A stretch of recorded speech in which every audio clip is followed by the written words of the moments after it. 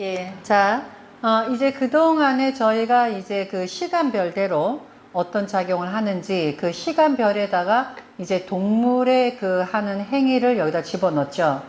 예, 이렇게 해서 우선은 시간별로 어떠한 행위를 하느냐 여기에다가 12운성을 대입을 하면 이게 이제 쉽게 연결도 되고 그 다음에 12운성에다가 12신살까지 같이 연결시키잖아요.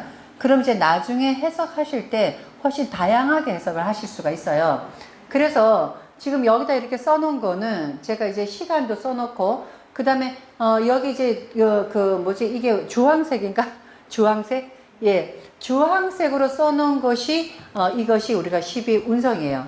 그 다음에 여기 노란색으로 써놓은 거는 12신살이거든요. 요거를 보면은 요거만 따로 끄집어내면 여기서부터 보시면은 이게 이제 12운성에 이렇게 돌아가는 건데 12운성에서 맨 처음에 여기 보시면 장생이 되어 있죠. 그죠? 이게 장생이라는 거는 우리가 아침에 새벽에 일어났다. 그때 왜 일어났기 때문에 새로 탄생한 거죠. 그래서 이걸 장생의 모습으로 생각하시면 돼요. 그때의 새벽 3시에서 5시는 일어났기 때문에 장생이다. 호랑이의 모습. 호랑이는 뭐예요? 겁 없이 덤비죠. 예, 겁 없이 덤비고 이때는 뭔가 의기가 이렇게 승천하는 요런 시기고 용맹한 시기. 그래서 이건 마치 어린애와 같다. 그러니까 요거를 또 이제 우리가 나이로 대입을 하면은 요게 장생의 나이는 아이, 어린애. 그러니까 뭐 1살부터 뭐 3살 요때를 보시면 돼요. 그러니까 1살부터 3살이니까 요때는 아이가 그냥 막 천방지축일 때예요. 그때에 여기 12신살은 뭐가 해당되냐면 지살에 해당돼요. 예, 지살은 뭐예요? 지살은 지 마음대로 돌아다닌다 생각하시면 돼요. 지살이 우리가 이게 땅에 살이 있다 이 말이거든요. 지살이. 그러니까 땅에 살이 있으면 땅에 살이 있어. 땅에 살이 있어. 그럼 어떻게 돼요? 땅에 살이 있으면 내가 그 땅을 짚을 수가 있나? 그죠? 계속 피해 도망 다녀야죠. 그래서 이때의 지살은 일반적으로 굉장히 분주하게 나대는 거를 생각하시면 되는데 그때 요거를 같이 생각하시면 어떻게 되냐면 장생의 지살이에요. 어린애의 지살이에요. 어린애의 지살이니까 어린애가 자발적으로 옮겨 다녀요? 아니면 누가 가라 그래서 가요? 보통 우리가 어린애들을 여기 가 저리 가 하진 않죠. 애기가 있을 때 야 너기 가서 밥 먹어 여기 가서 뭐 가서 물 떠먹어 하진 않죠. 애들은 지 혼자 막 빨빨거리고 다니잖아요. 이게 지살의 역할이에요.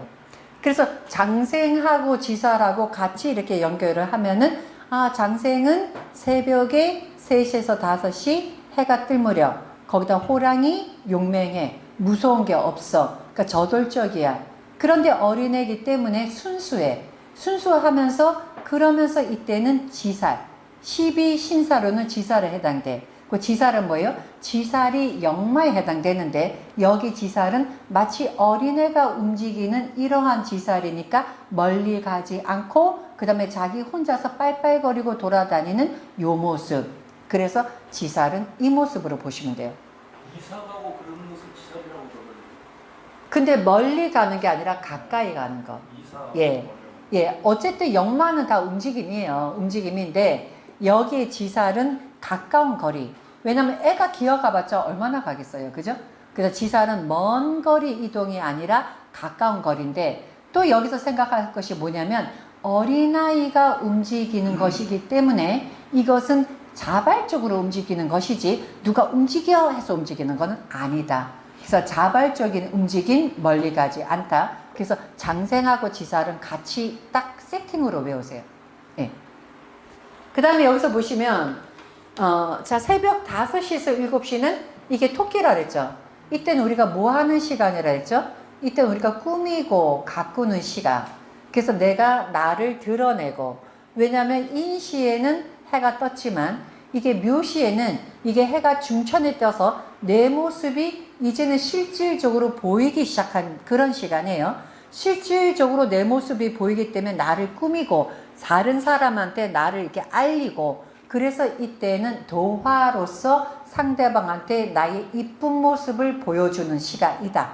그래서 이때는 우리가 이것이 목욕이 되고 그 다음에 연살이 된다. 요걸 또 이제 그 목욕을 어떻게 생각하시면 되냐면 애가 태어났죠. 장생이었죠. 자, 그 두 번째 단계는 목욕을 한다. 근데 목욕을 언제 하느냐? 세수로 생각하시면 돼요. 네.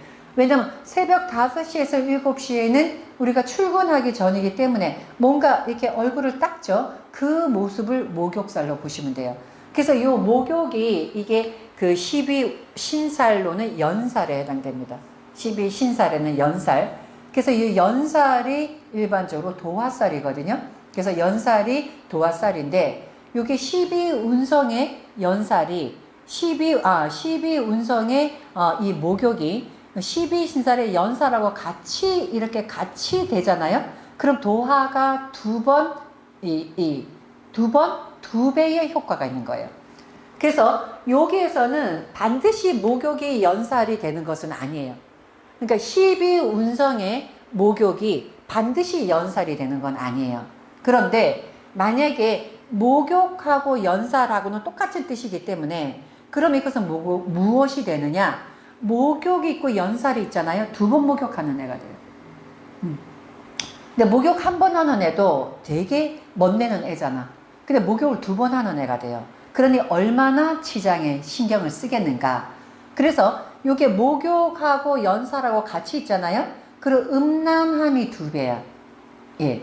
그래서 목욕하고 연살이 있으면 대체적으로 굉장히 이뻐요. 왜냐면 가꾸고 이쁘게 하는 그런 역할을 하고 있기 때문에. 그래서 목욕은 바로 연살이 된다. 자, 그 다음에 또 보시게 되면 7시에서 9시가 우리가 이제 지하철에서 시달리면서 어디 가는 시간이에요? 예. 이제 출근하는 시간이죠. 출근 전쟁이 일어나는 시간입니다. 자, 그런데 내가 회사에 갈 때 우리가 무슨 일을 하죠? 회사에 갈 때 내가 옷을 벗고 가요? 입고 가요? 네? 입고 가죠.